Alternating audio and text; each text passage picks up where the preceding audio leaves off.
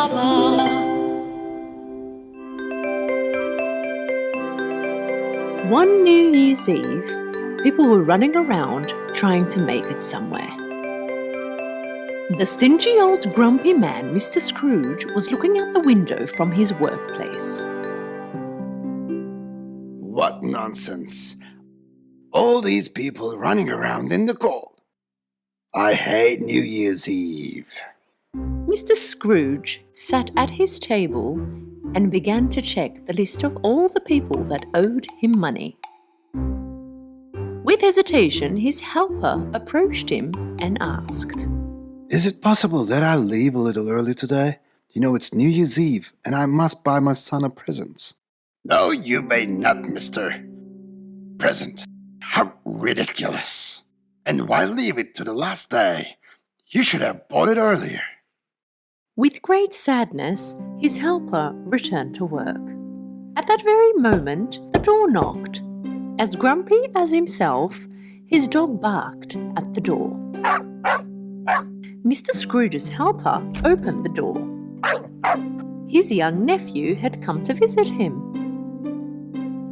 He invited him over to the New Year's dinner. But because Mr. Scrooge didn't like New Year's, and he thought that the celebrations were nonsense, once again, like always, he refused to go. After his nephew had left, his door knocked again. Oh, what now? Leave me alone so I can work. This time, two men entered and asked if it was possible for him to donate some money to the orphans. Mr. Scrooge refused to give them money. Go on now. Go to another door. I have no money to throw on the streets. With great sadness, the men walked out. Later that evening, Mr. Scrooge went home, wore his pajamas, and sat on his couch. And right that moment, some strange things began to happen. Windows and doors began to swing. There were howling noises coming from the door and scary sounds all around. The dog began to bark once again. At first, Mr. Scrooge didn't take any notice of this, but then all of a sudden a ghost appeared right in front of him.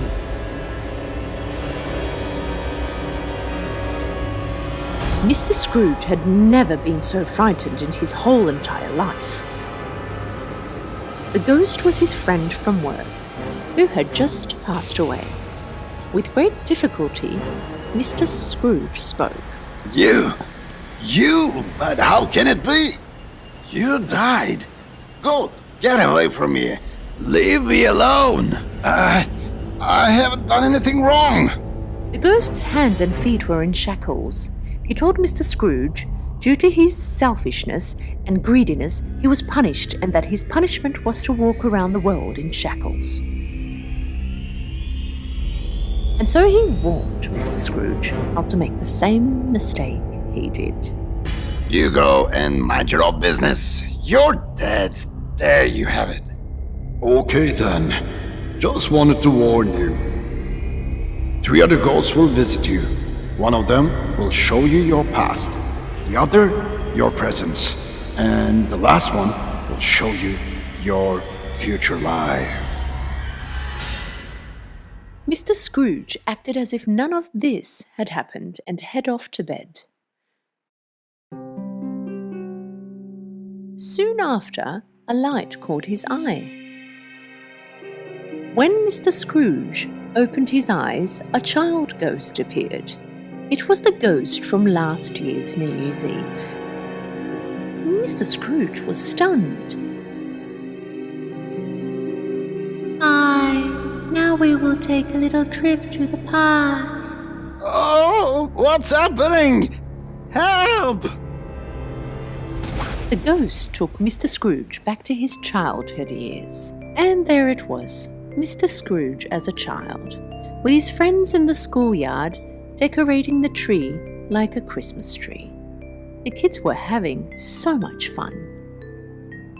You could tell child Mr. Scrooge was very happy.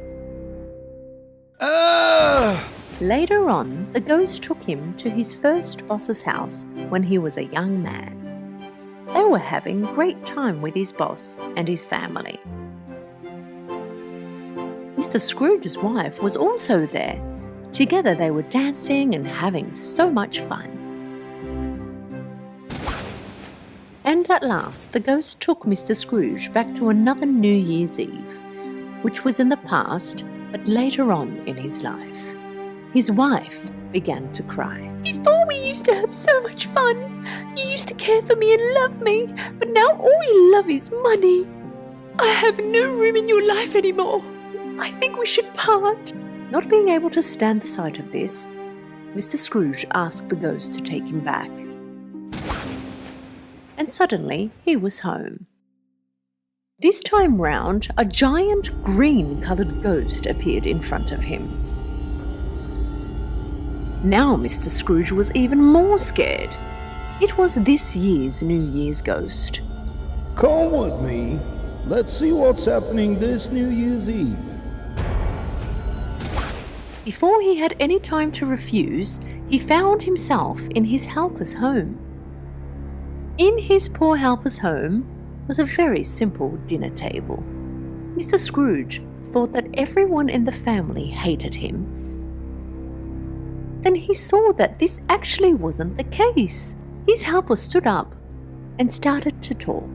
"I want to thank Mrs. Scrooge for giving me the opportunity to work and for paying me on time. We are able to eat because of him." Even though Mr. Scrooge was nasty to his helper at every chance he got, he was amazed at how thankful he was. Later he noticed his helper's sick child. The kid was sitting in his wheelchair at the top corner of the table. He looked thin and sick. Mr. Scrooge was very sad for the child. This child is very ill and hasn't got much time left. After hearing this, Mr. Scrooge's sadness grew bigger. Later on, the ghost took him to his nephew's home. All his family was having so much fun eating. They even had an empty seat waiting for him. "Wish Uncle was here with us." Mr. Scrooge did not expect to see this. He always thought that his whole family had hated him. At that moment, the ghost told him that it was time for him to die and revealed two kids standing under his jacket. It was a girl and a boy. But with their skinny figures and scary faces, they looked more like two old skeletons than kids. Pay attention to these kids. They represent greedy and unconcerned people. When it is time for you to die, pay special attention to the boy. The giant green ghost also disappeared. Mr. Scrooge did not quite understand what the ghost was trying to say, but suddenly he startled with the sound of the clock. It was midnight. This time, there appeared a darker and scarier ghost in front of him. This one was the ghost of the future. He brought Mr. Scrooge to his own funeral. People were gathered at his grave in a graveyard. Mr. Scrooge was shocked when he saw his face on his gravestone. He saw that people were talking behind his back and how they were relieved that he was finally gone. That moment, Mr. Scrooge realized that over the years he had become an even worse person and nobody liked him anymore. People who owed him money were happy with his death. And he saw his helper's son's grave. Unlike his son's grave was full of flowers. He could not stand to see it anymore. He asked the ghost to take him back. Please take me back. Now I understand. I'm going to change the way I live. I'm not going to be that stingy old grumpy man. I promise you. Suddenly he was home. Luckily, the time wasn't 12 yet. His dog began to bark. Mr. Scrooge noticed it was still that same day. He still had time to change some things.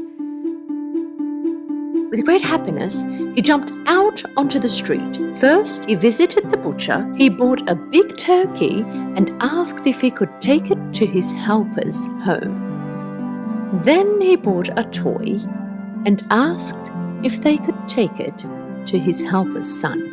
Then he ran and went to his brother's house. He joined the dinner his nephew had invited him to. That night, they all had a great New Year's Eve together.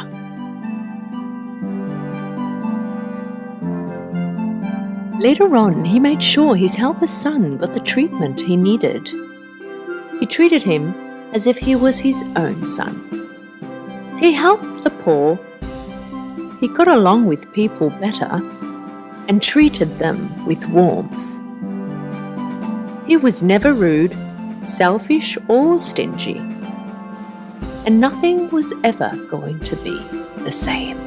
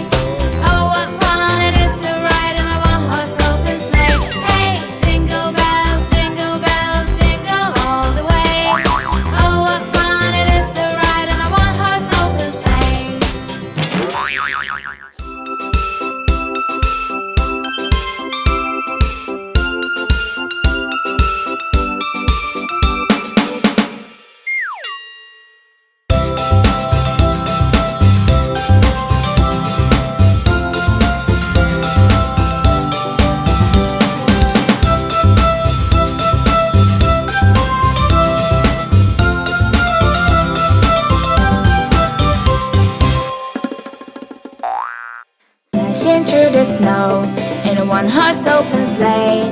O'er the fields we go, laughing all the way. Bells on bobtails ring, making spirits bright. What fun it is to laugh and sing a sleighing song tonight. Jingle bells, jingle all the way. Oh, what fun it is to ride in a one-horse open sleigh. Hey, jingle bells, jingle all the way. Oh, what fun it is to ride in a one-horse open sleigh.